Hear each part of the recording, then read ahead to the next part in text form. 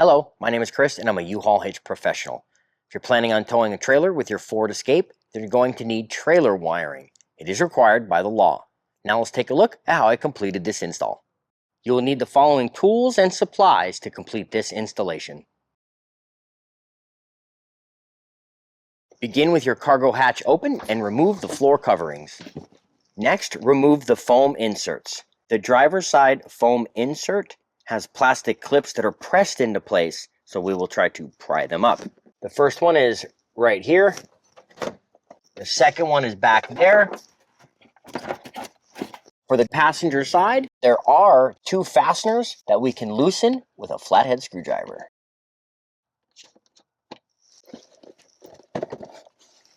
To remove the rear scuff panel, remove two 7mm fasteners directly below the cargo hooks that we also need to remove. You tell me. Use a small flathead screwdriver to open the cover of the cargo hook. Remove this fastener with a T20 Torx bit. The scuff panel can now be lifted out of place. Start on one end or the other and work your way to the center. The side trim can now be released to gain access to the wiring adapter. Use a trim panel tool to lift the clip out of position. You can then gently pull it away. Now repeat on the passenger side. The wire harness is now ready to be installed. The yellow and brown adapter will be on the driver's side. The adapter can be located right here. Depress the tab on the lower connector to remove the upper connector and insert the wire harness. The red and green adapter will be plugged in on the passenger side. We will hide our excess wiring after we plug this in. The passenger side can be found higher up than the driver's side, farther back above the wheel well.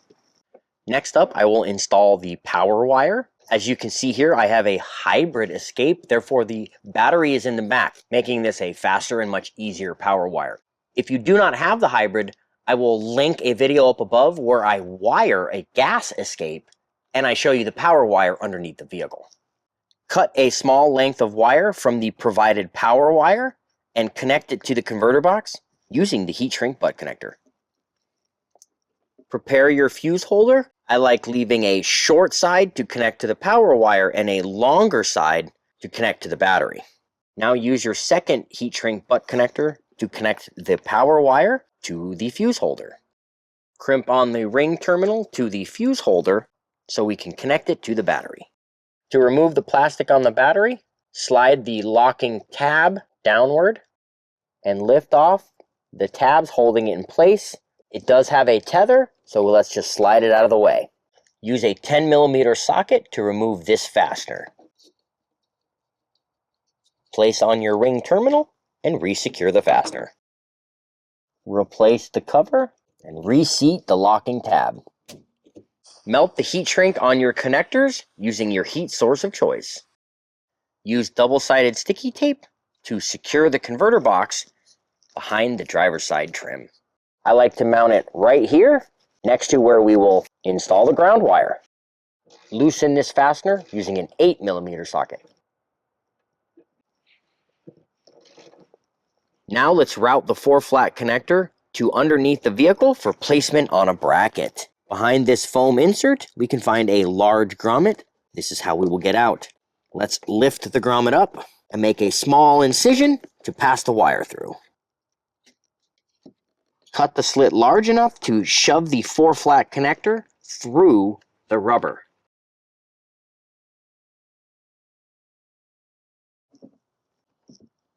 To gain a little access to get our connector through, let's remove two fasteners with a 7mm socket.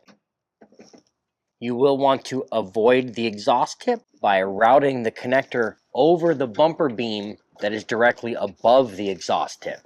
Let's make a slight indentation in the heat shield to make room for the 4-flat wiring. And I'll pull the fascia away and bring the 4-flat connector into position. You're now ready to mount the wiring bracket somewhere to the vehicle. This wiring bracket is not included with the wiring kit, but you can pick one up at your nearest local U-Haul Hitch Center or order one from the link in the description. It does include hardware, various ways to use. I, however, prefer using a rivet. To do so, we will need to drill out 2 holes with a 3/16 drill bit. Use the bracket as a template for the holes. Now seat the 4-flat connector into the bracket, keeping the ground circuit to the left for easier testing using a 4-flat connector tester. Wiggle the connector into position, making sure the 2 lines on the connector are seated on the bracket, and then cover with the cover. Return your 2 heat shield fasteners.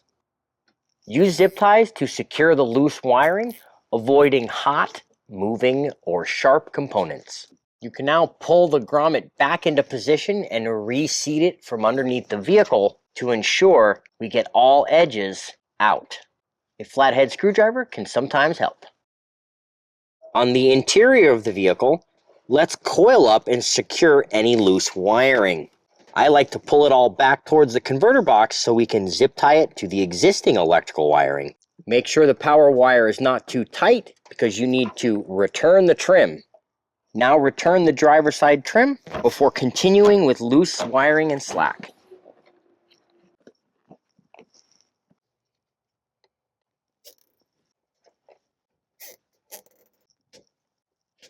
To hide the red and green wire, let's remove the 10mm fastener from this bracket so we can pass the wire behind it. There is one of these on each side.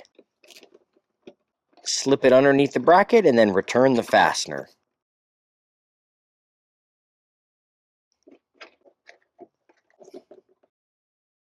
Now return your passenger side trim. Now return the rear scuff panel. Lift the weather stripping over it first so it will seat into position.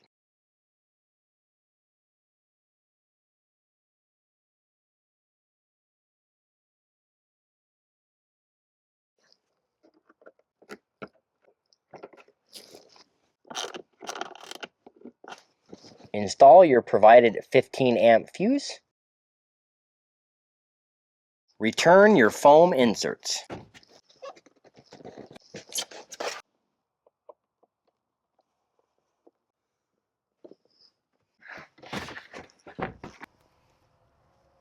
That concludes trailer wiring for your Ford Escape Hybrid.